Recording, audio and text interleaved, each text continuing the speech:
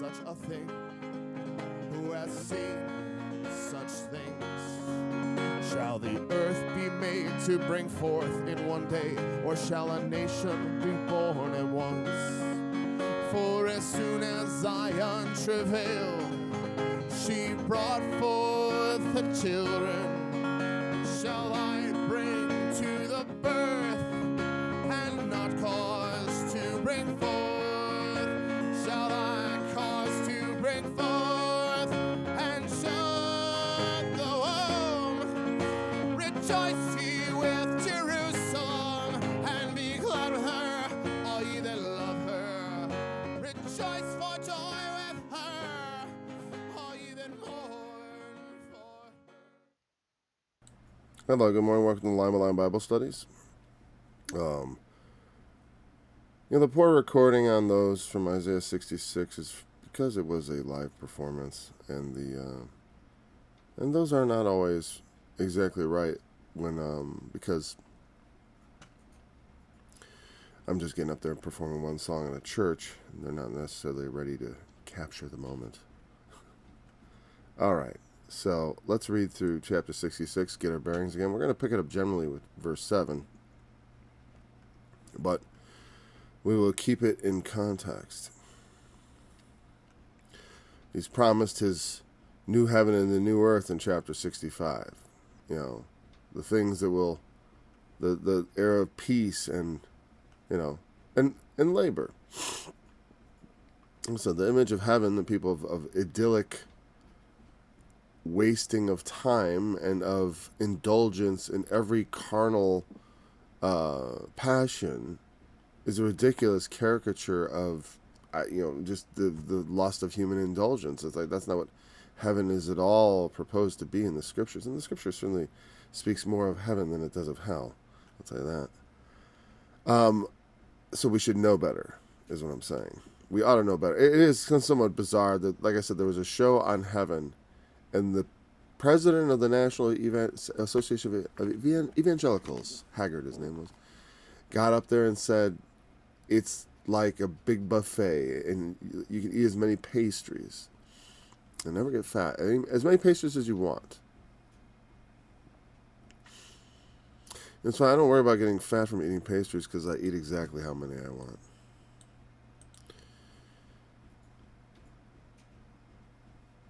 Which is really not any. Anyways. Thus saith the Lord, the heaven is my throne, and the earth is my footstool. Where is the house that ye build unto me? And where is the place to... and where is the place of my rest? For all those things hath mine hand made, and all those things have been, saith the Lord. But to this man will I look,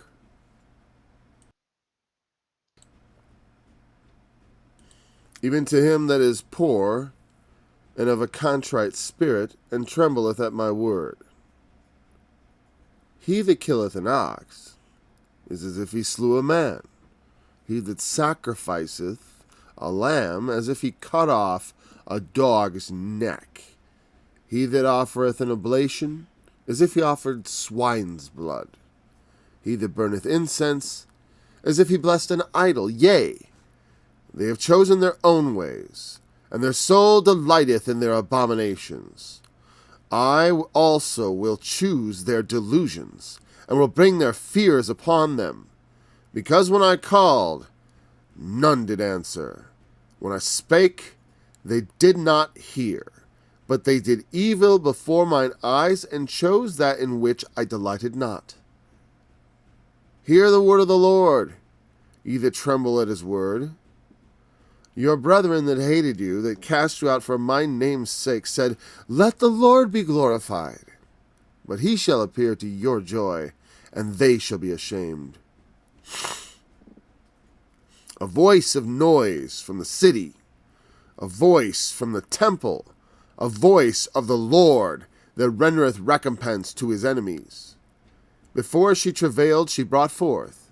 Before her pain came, she was delivered of a man-child. Who hath heard such a thing? Who hath seen such a thing? Shall the earth be made to bring forth in one day? Or shall a nation be born at once? For as soon as Zion travailed, she brought forth her children.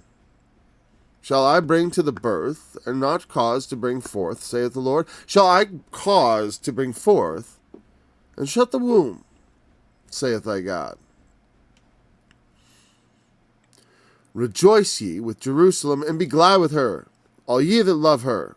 Rejoice for joy with her, all ye that mourn for her, that ye may suck and be satisfied with the breasts of her consolations, that ye may milk out and be delighted with the abundance of her glory. For thus saith the Lord, Behold, I will extend peace to her like a river, and the glory of the Gentiles like a flowing stream. Then shall ye suck, ye shall be borne upon her sides, and be dandled upon her knees. As one whom his mother comforteth, so will I comfort you, and ye shall be comforted in Jerusalem. And when ye see this, your heart shall rejoice, and your bones shall flourish like an herb. And the hand of the Lord shall be known toward his servants, and his indignation toward his enemies. 1 second. Okay. There we go. For behold, the Lord will come with fire, and with his chariots like a whirlwind, to render his anger with fury, and his rebuke with flames of fire. For by fire and by his sword, For by fire and by his sword will the Lord plead with all flesh, and the slain of the Lord shall be many. They that sanctify themselves and purify themselves in the gardens behind one tree in the midst, eating swine's flesh and the abomination and the mouse, shall be consumed together, saith the Lord. For I know their works and their thoughts. It shall come that I will gather all nations and tongues, and they shall come and see my glory. And I will set a sign among them, and I will send those that are escaped of them unto the nations, to Tarshish, Pul, and Lud, that draw the bow, to Tubal and Javan, to the isles far off, that have not heard my fame, neither have seen my glory, and they shall declare my glory among the Gentiles.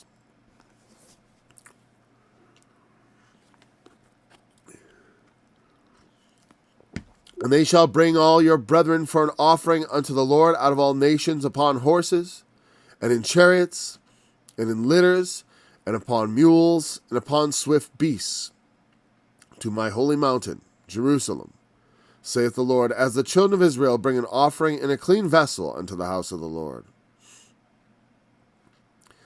And I will also take of them for priests and for Levites, saith the Lord. For as the new heavens and the new earth, which I will make, shall remain before me, saith the Lord, so shall your seed and your name remain. And it shall come to pass, that from one new moon to another, and from one Sabbath to another, shall all flesh come to worship before me, saith the Lord. And they shall go forth, and look upon the carcasses of the men that have transgressed against me. For their worm shall not die, neither shall their fire be quenched, and they shall be an abhorring to all flesh. We've remarked in that verse many times. I don't want to bury the first verse. We're dealing with 7.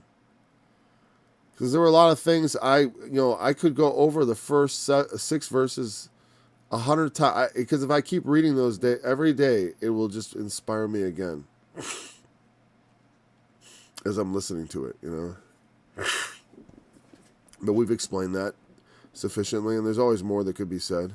Just as of the Lord Jesus, it is written that, of all the things that he did and said, it's possible that the world cannot contain the books if they should be written. And there is a kind of a bottomless delving that can be done. Before she travailed, she brought forth. Before her pain came, she was delivered of a man-child. Notice this is right at the moment. The voice of noise is the Lord in the city. He is present in the city. That's important. He is present in the temple. He is there to render recompense to it. He has returned to his temple. Like when Jesus came to the temple, he cast out the money changers, took the whip. That was prophetic in a sense, but there's another, well, yeah, it was prophetic, but that is also, when he returns, he's going to return to the place again, except now he will find even greater sin. Like he will encounter the abomination of desolation that Daniel wrote of, which was fulfilled in that the Greeks came and offered a pig on the altar of God in the temple of God. Like that's how people interpret that historical event. And of course, that foreshadows the ultimate uncleanness on the altar. And the reason I mention that because the ultimate when we face the ultimate evil, it is personified in the Antichrist, and so our travail, our wrestling against things, against the principalities and powers, the rulers of the darkness of this world, is culminated in that conflict. But I mean, in the spirit, we do wrestle against all those things because we strive for the righteous and good way.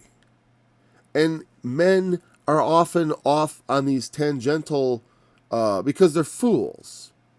They think, let's make more dangerous viruses so we learn how to fight dangerous viruses.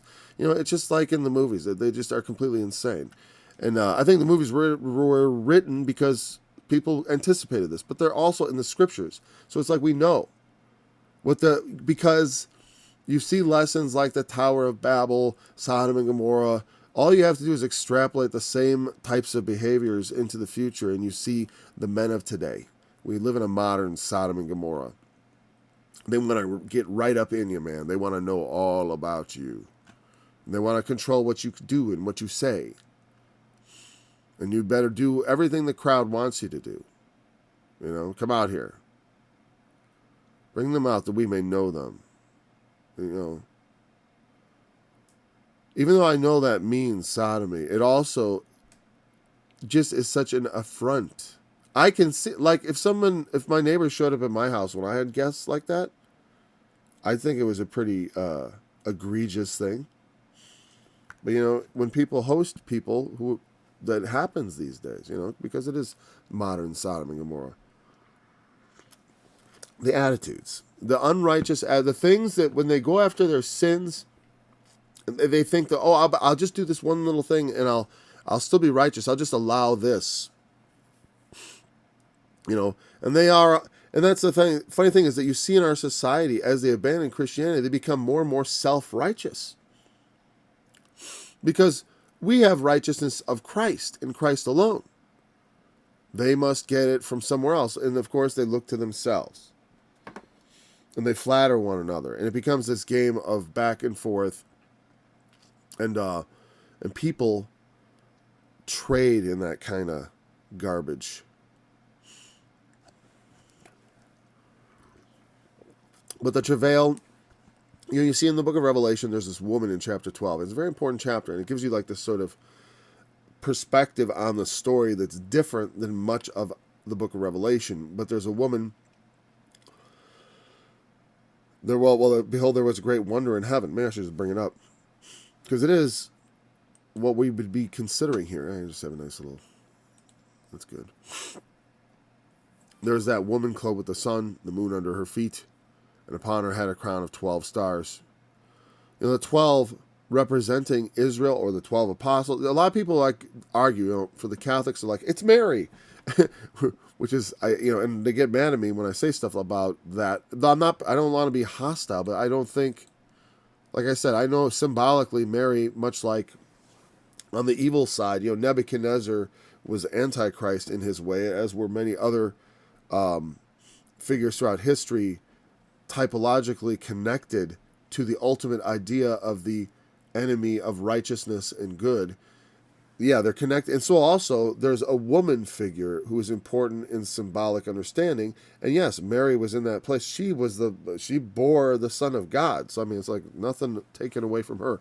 But I don't think that this is like Mary here. That's not helpful to my understanding to just wave my hand and say, "Oh, it's Mary again." Okay, hi Mary. It's like I don't see it particularly. For some people, maybe that's some sort of great revelation of comfort or something, because I know that people all over the world adore Mary and stuff, and I do not want to anger anybody's feelings about Mary. So, but my understanding as far as what we're talking about here, though, is symbolism. It's talking about she is travailing in birth here in verse 2, right? She's with child, and she brings forth a woman who is. There appears the dragon and all this stuff. The conflict is between her and that dragon, right? And he has this. We're not going to go through every detail of this. I have a study on Revelation. She brought forth the man-child who was to rule all nations with a rod of iron. So that's clearly Christ. And her child was caught up into God and his throne. And people think it's Mary because because it sounds like that's her. But it's more than Mary. It is the ultimate symbolic representation of that woman, holy Jerusalem, coming down from God out of heaven, prepared as a bride adorned for her husband. She is, but the thing is, she isn't, because Israel, right? Because she's a chaste virgin waiting for Christ. Israel. But I always see those as connected, because though the church is not Israel, in the book of Revelation, it is the ultimate bride of Christ. It is both Jews and Gentiles received together. It's not to exclude Israel or anything like that, but everything before Christ excludes the Gentiles. So it would have to be who brought forth the man-child? Well, Israel. But we, being not the natural seed, are grafted in. And you saw shades of that when we were reading through Isaiah 66. You could see when they was talking about the nations, Tarshish, Pul, and Lud being, he said first, I'm going to show them my glory. I'm going to show of the nations. I'm going to reveal my glory to them, and then they will go out. And in many ways, I see that as fulfilled, but not to the degree it shall be when Christ returns, and then his servants do come, and we actually see his glory. And then the whole world, Christ, every knee will bow. I'm unclear on some degree, like during the 1,000 years, I've speculated that Christ won't be showing himself to everybody all the time. He'll be reigning from Jerusalem, and he'll be sending his servants out for 1,000 years, which kind of explains why after 1,000 years, there's a rebellion led by Satan. And that's why I do tend to speculate in that direction, and that's what I think. But I don't want to think it's a dogmatic thing that they have to believe. It's purely an educated, pretty good guess, or at least it fits together nicely, which makes me suspicious. Because anytime I make something fit together too nicely, I think, am I rounding the edges off? Am I rounding? Because that's something you gotta be careful about. You don't want to round the edges off to just make your square peg fit in the round hole, and that's how false teachers teach. Okay, quite frankly, it's a quite simple way to understand. But it's also human nature, I think, sometimes to try to make things fit better. But we have to recognize, we can't be like a 4-year-old who literally starts taking a scissor to his puzzle piece to make it get into place, because they don't know better, because they haven't considered long-term consequences of those kind of actions, that the puzzle will be ruined forever and he'll never make the picture after he starts chopping it up. At least not as it was intended, So, the woman is Israel. But then, after Christ, it is not just Israel anymore. That woman, that symbolic representation of a woman who brings, for whom Christ is born, into whom Christ is inserted, and then he comes, and then Christ is in us. We are his seed, according to doctrine. We are his seed.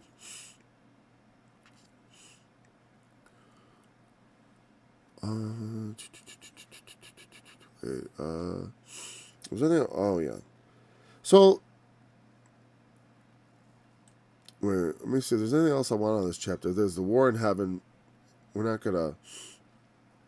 Yeah. So the woman then flees into the wilderness where she has a place prepared of God. That's why I think this sort of gap occurs of like, there is a time and a feeding, and it's prepared. The woman flees. You know what I mean? And whatever. There's no real thing more for the woman to do until the dragon is cast out, because then he begins to persecute the woman and her seed. But her seed is not that initial man-child, but rather, wait. Oh, it's a remnant of her seed. That's right, because it's a remnant of the seed. It implies multitudes. All right. Then she's given 2 wings of the great eagle. It gets in the time. But anyways, yeah, the last verse, verse 17. I can make it fit. Watch. There we go. I don't know why I'm so against just switching the whole screen. Whatever, it's fine. The dragon was wroth with the woman. He went to make war with the remnant of her seed.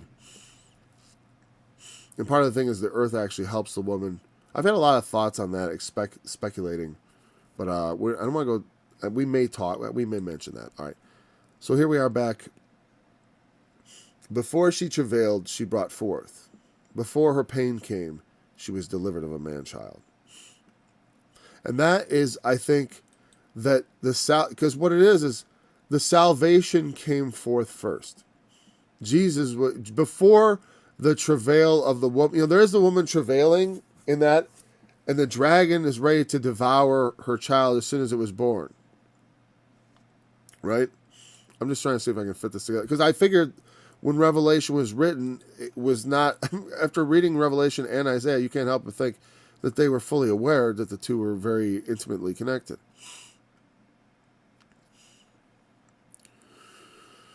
Okay, they overcame him by the blood of the Lamb. We get that. Because that's what's really going on, They overcome him by the blood of the Lamb, by the word of their testimony. The accuser of our brethren, Satan himself cast out. Now, some people think that whole casting out of Satan thing happened because I sort of I glossed over it, and it probably would drive people insane. But when I said there was a gap here at verse 6, I mean that. That is where history occurs. And as far as the dragon being cast out, some people think, well, that happened when Jesus ascended into heaven. But I don't know. I don't think so. I haven't thought that. I think this is something that is yet to come. Because it's special. There's a particular thing that says in this verse, when it says, woe to the inhabitants of the earth and of the sea, for the devil is come down unto you having great wrath, because he knoweth that he hath but a short time. It means that there is some sort of time. And you say, okay, well, overall, he still has only a short time. Even if you take history, it's like 2,000 years. That's not a long time in this sort of grand scheme of things. Well, but it also sort of seems like this sort of new thing. Like, it's not just like, yeah, he has a short time always, and he's active in the world always, but is he more active in the world since Christ or less? I mean, you think about it, like in the modern times, I've seen TED Talks where they talk about how, world prosperity is lifting people out of poverty. There's less suffering and less war in the world, or there has been up to the modern time. It's just been getting better and better. Does that sound like woe to you? Satan's working hard in the world, I know he's working hard in the world, but I'm just saying, it's like, is the suffering, the suffering that's inflicted on the inhabitants of the world, the special suffering that would be engendered by Satan himself having a presence here in a special way. I don't know if he's necessarily going to be supernaturally present in a manifest form that is like semi-divine looking, like as you would expect Christ to appear when he returns, which is something that I've long warned people to be aware of. That's what I was taught when I was young, that was what was going to be. And I've never thought of dismissing the notion completely by any means, though I do think it could be a man possessed of Satan's spirit in a special way. I'm ready for anything. Like I said, the pandemic, you see a lot of elements. You see antichrist-like figures. You see things like the mark of the beast manifest themselves, and you know how to avoid. You ought to avoid them, right? And so it becomes obvious to that level. Oh, I get this right. I'm not used to seeing things move around my background. Oh, there we go. So, okay, so before she travailed, she brought forth. Before pain came, she delivered. And then that. Okay, let me have a sip of coffee.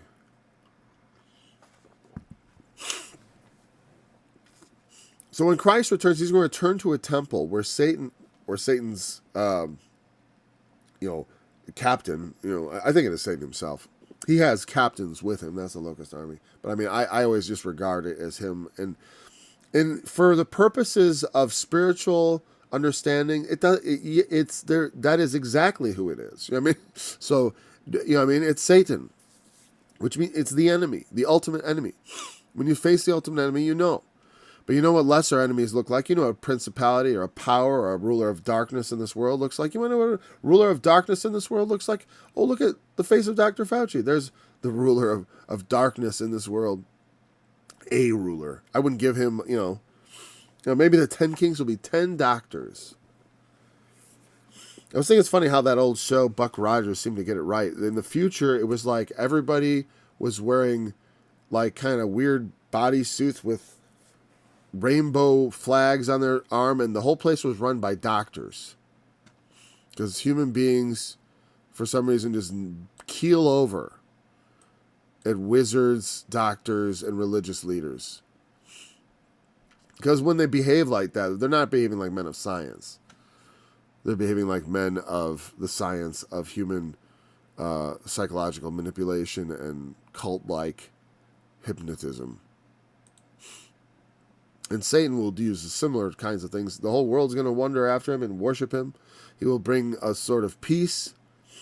The world will not be warring with each other, but there's going to be some issues.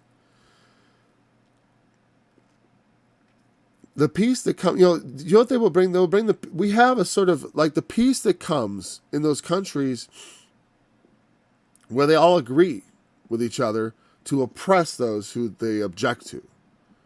That's the kind of peace he will bring about.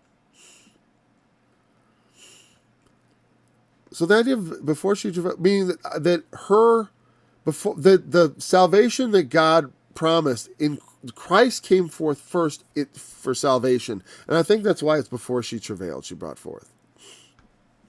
And I keep going back there because I remember trying to think about, what does it say in verse 1?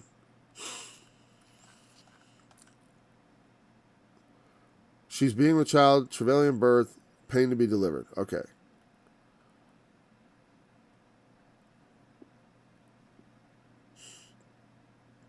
No, there's different symbols. Sometimes she's travailing. But actually, you know what, I could say this. There's another way to look at this if it's difficult. Because it is kind of a difficult thing. But I think it just means that she just had that she delivered. It wasn't as bad as expected. Which is like a nice way to hope the thing, even though when it gets as worse as it can, before her real trouble came, she brought forth, before her pain came, she was delivered of a man-child. And that's a remarkable thing. Who has seen such things? Shall the earth be made to bring forth in one day? Shall a nation be born at once? For as soon as Zion travailed, she brought forth her children. So it means that she does travail. But, one of the things it says, he hath for the elect's sake shortened the days. And I don't think that means that like the whole tribulation takes one day. Like one thing says, you shall have tribulation 10 days, which is on the realm of, suffering and stuff. A 10-day, 10 days of real bad suffering or trouble, like in prison, that's not much. That doesn't, you know what I mean? Like, as far as like, if that's like the true period of ultimate travail, I don't know. But, it has been made clear always in the scriptures that whatever, though I sometimes will talk about how grave the threats are, how fierce the enemy is, how serious the whole conflict is, we know that we have victory. But, but people are not prepared in many ways mentally by a lot of Christian teachers to consider that suffering is something that very well may happen to them. And to prepare themselves mentally for that as a Christian, to understand that it's like the things you've been taught, as far as like you've had this sense of a sort of a privilege to an easy life. We've in many ways been raised with that assumption. You know what I mean? That we should, and I mean easy, like what people think of as hard. Like what I mean is like having a bed to sleep in at night, a roof over your head, and able to meet your obligations. Like, I consider my life an easy life. Even though my closest associates would raise an eyebrow at that because they know what my life is really like. But I'm just saying, I know deep down how hard things could be. I know how I am a student of history and of how people lived, and how people survived. And I've always been very curious about those things. And I know that human existence can be very difficult. And, childbirth, women often died in childbirth and long travail, But our travail shall not be so long when it truly comes down to it. As far as the scripture is always clear that he never sends a temptation that is greater than we can bear. If we are those he has chosen, we will bear it, whatever the temptation is. But we should not assume that there's no suffering in our life to come. I mean, I've often said the things I suffer in my easy life, I consider to be a blessing, because otherwise I wouldn't know what suffering was. And I know on some level, the thing is, people say like, well, you haven't suffered. Like, people who suffer greatly often are extremely stoic about it. And I think because it's like when you get to a maximum level of something, it's like there's just we have a way, we are very resilient in many ways. I mean, people can crack and break. But certain kinds of, there are different things that break us. Suffering's not always it. It depends on what you're suffering. There's certain kinds of traumatic stresses and stuff that really get into your psyche and stuff. I don't really know too much about that, to tell you the truth. I know of it. I mean, I've read. I've spent a bit of time now and then listening to what people think about those things. Because there's always the spiritual component to consider. Who knows the things of a man save the spirit of man that is in him? So we are pained to be delivered, but ultimately the Lord is gracious and makes it a little better, perhaps. Who hath heard such a thing? Who hath seen such things? Shall the earth be made to bring, again, this is it comes forth quickly. The final work that God makes does come forth quickly. When Jesus says, I come quickly, he's not kidding. When it starts to happen, it's going to happen fast, and people are not going to be ready for it. That's the ultimate thing. I mean, people weren't ready for the pandemic. I mean, you have no idea. But they're not going to be ready for Satan, right? But nobody is going to be ready for Jesus. Nobody is going to be ready. I mean, we'll be ready, right? But I mean, what I mean is the world. Some people will be ready in their fashion. They'll be ready to take advantage. The merchants of the earth are going to be made rich by reason of the great whore, which is the counterpart, the one who goes whoring after Satan, whoring after the Antichrist. That is the other half, the foolish virgins, so to speak.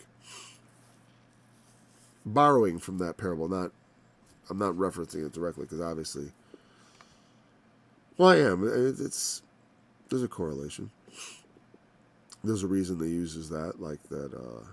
He divides them up, even though ultimately there is just one bride, but there are these virgins waiting, and he likened it to that. Because it is a likening. It's not there's a foolishness among men that causes us to not take this seriously. Shall I cause me? So, a lot of times, here's the thing. Shall I bring to the birth and not cause to bring forth?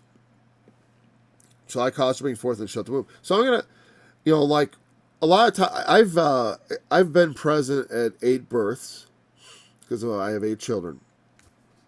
And they have varied, But I always find it real stressful. You say, you find it stressful? It's like, well, I'll tell you what. I would find it, I find it often easier for at least me, to suffer something myself than to watch someone I love suffer something. So, yeah, I do. It is quite hard for me, and I don't like when people snicker about it, especially women, because they don't know what they're snickering about. It's like okay, so thank you. But I've been there, and sometimes it goes on and on. And you think, like, is this gonna, is the bit you could feel that, like, what if it's like it's you're waiting for the thing to finish coming, right? It's on its way, and we think, like, is it ever going to be born? You get that feeling like, and what God is saying, am I going to start this thing and not finish it? And he's saying, I'm not talking about in nature. Do sometimes babies not get did they used to have? Yes. But what he's saying is, when he is the midwife here, bringing forth this baby, which is it is Christ, yes, but it is also this child, by the way, is not just Christ. And by Christ, it is Christ. It is not just Jesus, the Son of God, the third person of the Trinity. It is more than that, because he is God eternal, from everlasting to everlasting. This child is something that was born, that was created, that was made. And in Christ, in coming into the world and interfacing with flesh, becoming man, interfaces with us and brings us to him because he touches flesh at that point. And we, through becoming his spiritual seed, then become these, we are like conceived in Christ. We are in the womb, symbolically, as we are developing as Christians. And when Christ comes and the resurrection happens, we will be born from the dead into a new and a more perfect state of being. Yes, but also that's the bringing forth of that child. And also symbolically, that when that resurrection happens and Christ returns, and he, as the apostles asked, restores again the kingdom to Israel, the child that is born is this kingdom, which is the child brought forth by the woman. Because the woman, as representing all of us together in our unified action in Christ, and Christ acting through us, becoming his children, his seed, his offspring, the whole brings forth the individuals, and the individuals sort of make up the whole, and it's complete. And that's what that all symbolically represents, the child. Because he is that interface for us to bring us to him and to God, and for God to come to us And therefore, because he has to come to us because we can't get to him. He became a child to bring forth the children.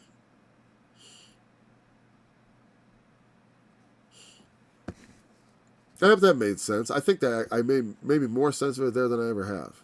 You know, should clip that one, but except I don't know. Well, whatever. All right. I would say that, but there's like, yeah. As soon as I get the time.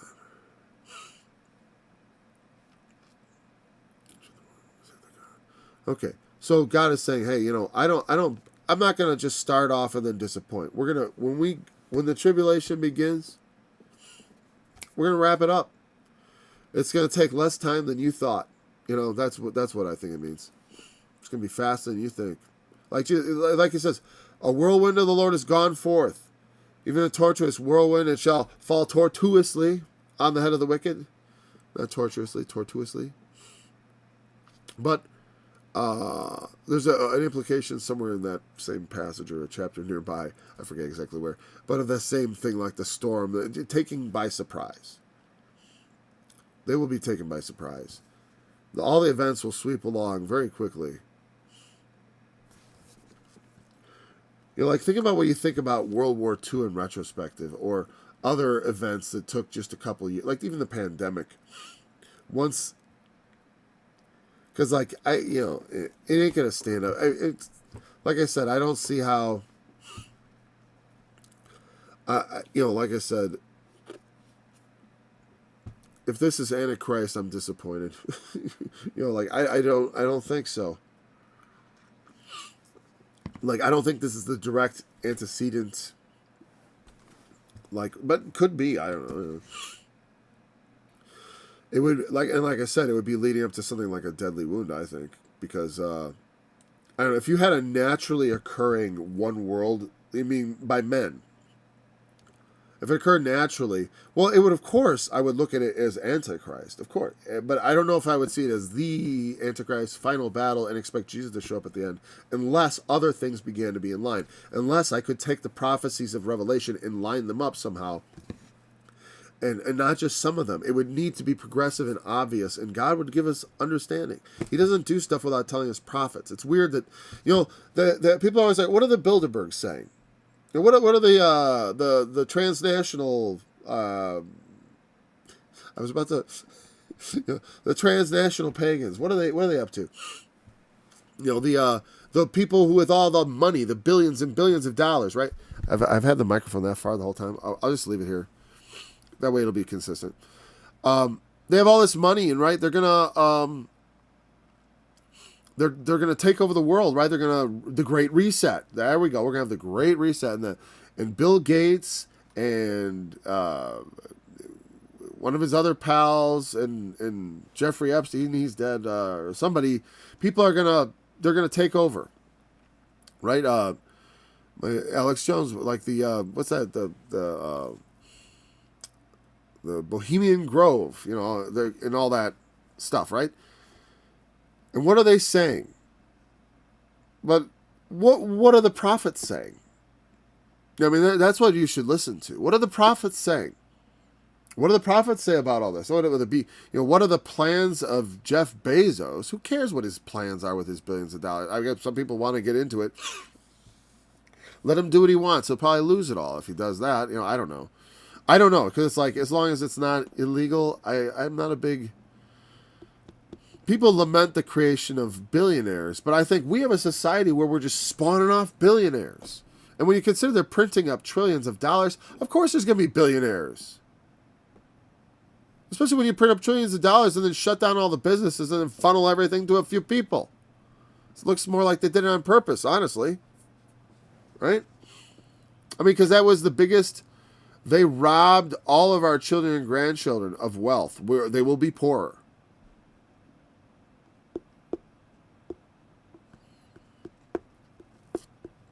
Because they just, when they printed up all that money, like the prices haven't caught up yet, but they will eventually. Eventually, that'll all catch up. Because it's economics. It just will. The pressures upward, you can see them everywhere. Because they're going to have to pay people more and more to go to work. And they want to even install crazy high minimum wages. You wait, the prices will just come right up to meet that. That's how it works.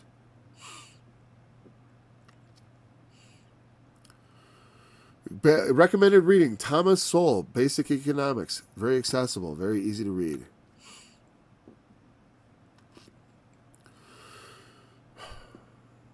How much time do I have? Oh, I got another 15 minutes. That's good time. God is not going to shut the womb. He's going to bring forth the child. The child's going to come forth. The fullness of the child. Her seed is the seed of Christ. Not that, it means, because Christ is God's seed and we are also God's seed. It's not like some strange sort of, because we're talking about spiritual things, it is somewhat circular, and so it can kind of be like I'm my own grandpa in the spirit or something like that. Don't get distracted by that, because it's just an analogy. Like they have a father and son relationship, but the Son of God, as it is written in Hebrews, has neither father nor mother, ultimately speaking. Like, meaning the holy thing that was conceived in Mary, that wasn't like his first day existing. Like most of us, at least that's what we believe as Christians. That's what Christians believe, that was not a normal man. But that holy thing, as it says, it was not a normal man. It was a normal man in some ways, in every way, as far as like outwardly, physically. He was flesh and blood, just like all of us. But in some ways, totally, completely not a normal man, because he was God's own son, and thereby God himself. That's what Christians believe.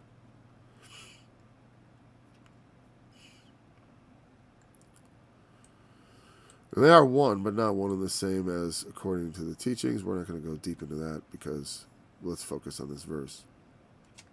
He tells us to rejoice with Jerusalem. And that is clearly, again, leading into the same thing about, remember, we were talking about this woman before who was he talking about? Well, here it's Jerusalem. And Jerusalem is, as it said, the mother of us all, heavenly Jerusalem, the ultimate Jerusalem. It's like God's holy city, the city in which God's temple remains forever. Where Isaiah said, I have set up Jerusalem a tabernacle that shall not be taken down. And that means it's like there's an eternal Jerusalem, or everlasting, I should say, that God has set up as this tent. It is like he dwelt in tents prior. He always, it's like he always has a dwelling. But it's wherever he wants to be. It's like, so a tent is fine. God stays in tents. And so also he sets up Jerusalem like a tent for him to dwell in forever. And a tabernacle that shall not be, and it represents spiritually like a covering, a thing under which, things exist. And Jerusalem is under which that, well, because the idea of a tent under it means that he always keeps this idea of this city of his alive, and even when the earthly city was in ruins, this ultimate city still called, and men would return and rebuild, because there are cities that don't get rebuilt, ancient cities and all that, but Jerusalem is going to be going and going and going. So rejoice ye with her, be glad with her, because their ultimate salvation was promised, that that God would dwell there. That God, in fact, is there, as we read in that verse 6. It was a voice from the temple. That means like God has returned. Remember for 2 Thessalonians chapter 2, what it says of Antichrist is it says that day shall not come, except there come a falling away first, and that man of sin be revealed, the son of perdition, who opposes and exalts himself above all that is called God, or that is worshipped, so that he as God sits in the temple of God, showing himself that he is God. He makes a show that he is God in God's temple. And having slain, like, you know how I said, well, Antiochus Epiphanes, I didn't say that name before, but he was the Greek who sacrificed a pig on the altar of God. But you know what? Satan's going to maybe not in the temple proper, but the two witnesses are going to be slain probably outside the city, maybe Gehenna, not Calvary. I doubt it. Gehenna, most likely. And then, I don't know. Well, it says they would lie in the streets of that great city. So it's in the street. And I don't know if at that point it isn't just the world in that sense. Because Jerusalem is an idea. It is a place, a physical place, but more importantly is an idea of God's city. The fact that it'll be there that he does it is incidental. You know what I mean? It is incidental. Like that is the location, fine, but it's not a magical location in and of itself. It could be anywhere, but that's where it happens to be. You know. But the idea is the essential part. We mourn, you love her, rejoice with her, all you that mourn for her, because of all that, because it's like there's always, it can never be. In the world, there's always things, you know, the city goes astray. The men in it, it's like we can't have nice things. I feel like that's how our world went the past 2 years. Because, and I feel responsible. I mean, not any great part, but it's like, you know, I look back on my life, I'm like, maybe I should have thought about being in politics. I don't know. I don't know if I could have done anything, right? Of course. But more of us should have realized how many, as we saw these mediocre intellects and corrupt individuals, more importantly. It's nothing wrong with a mediocre intellect, as long as you have a person who's conscientious, and though intellect helps with conscientiousness, I would say. But conscientiously trying to do what's best for the country, and also right in keeping with the spirit of our ancestors in terms of our laws and customs, as far as, you know, our form of government.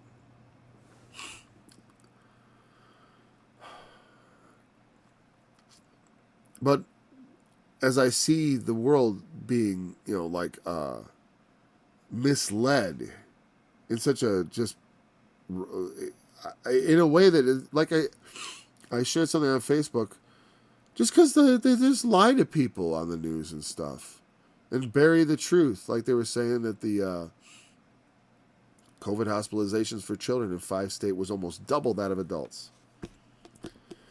And they buried it at the bottom of the article that actually no children were hospitalized because they had COVID. Like, no one came there sick with COVID to be hospitalized. They were being hospitalized for some other reason, any other reason, and they just happened to test positive. Like, they were there with a broken leg, and they tested positive. There was no hospitalizations at all, actually, in those 5 states. They were based on them coming there because they were so sick they needed to be hospitalized. So it was just a lie. It was just a lie. And then people are fed these lies, and they're jacked up with fear. And you see how easy it is to manipulate them, right? And Jesus, when he went out, it is an important thing to remember. I don't talk about it as much as I should. I feel it very strongly, but the Lord Jesus looked out on the multitudes, and he pitied them because they were like sheep without a shepherd, you know, and he wasn't going to be there long. You know, he's not going to be around all the time at that, you know, he's not. And I look at, you know, the world, we have the people who are in charge are malicious and incompetent, both. You know, they say never ascribe to malice what can be explained by incompetence. I believe they're incompetent. They're maliciously incompetent. You know? Maliciously incompetent with intent. It's like, it makes me think of in a book I read where they talked about malicious lingering. You know what I mean? You can imagine such a thing. I can. And so, yeah. It's sad because the world goes astray and you feel, you know, the people are as grass. The grass withereth, the flower fadeth, but the word of the Lord endures forever. People, it's like, I can't help but feel sorry for people because I don't hate people. And I generally think people are better. I always thought they were better than maybe whatever. But it's like the degree to which... I don't think I thought too much of people, but I didn't think so little as I do now. Like, of the human, hopefully we can... But as far as... Let me put it this way. It's like, I do believe in the end... Like, in our country, I can't imagine us keeping this up with this COVID passports and all. It's not a serious enough disease. But what troubles me is if it was a serious enough disease, they'd do it. They'd do it. People would go along with it because they say, well, it's serious. It's like, I consider freedom and liberty enough to be fighting for, or I feel myself obligated based on the fact that I haven't inherited the American Revolution. That is what we are living in. We are living in the American Revolution.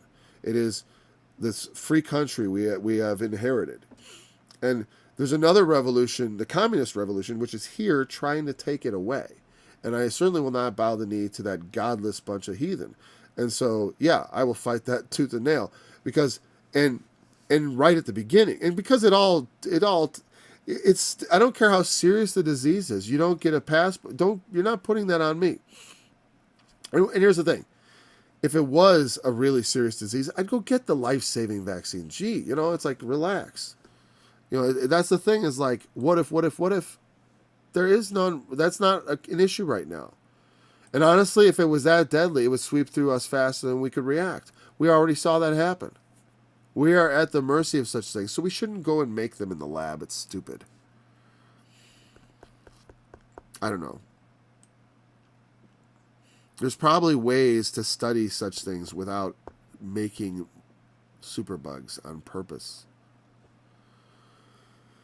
It just seems like there's some things that there are some places where we should maybe be like, we could. To boldly go where no man has gone before is not always a good idea. Every time you see a fence, you shouldn't jump it until you understand why it's there. Unless you really understand why it's there and what the consequences of jumping it or tearing it down will be, leave it alone.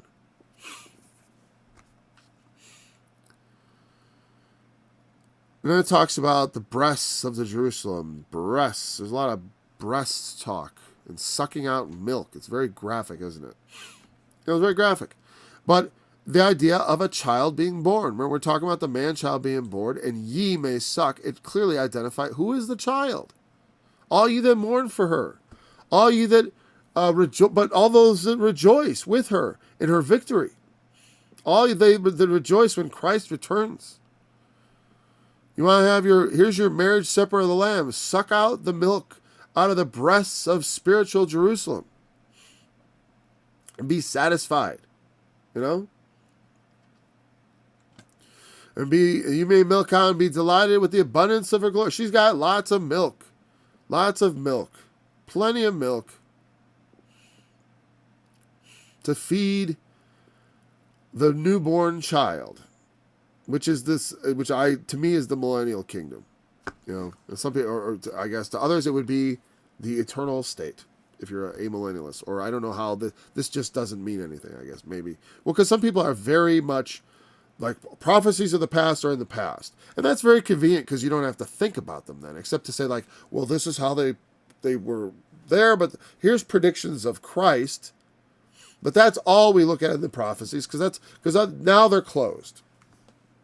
Just like prophets. There's no more prophets. There's no more prophecy. All the gifts have ceased. Like cessationism. And it sure seemed like they ceased though, didn't it? I don't know. I always think that there was probably always something going on. The Lord always does his work. And it's not always with observation of men where it's going on. It just doesn't always get into the official tally books. The Lord does and has his ways. In every generation, none of those men got away with it. All those popes, the ones that were, the evil popes, even the Catholics know there were bad popes, right? The men, there's the Pope itself, the office, of course, is immaculate and untouchable. That's what they would probably say. It's like they would like to extract the office from the man, because that's the whole point of having an office. So you can put a different man in it, and then still the authority stays there. You know what I mean? Instead of having the king just always be the man, you know, like we have all, you know, him, the man, we put a different man who fits into the role, as opposed to just taking his son, hoping that he won't be a complete washout.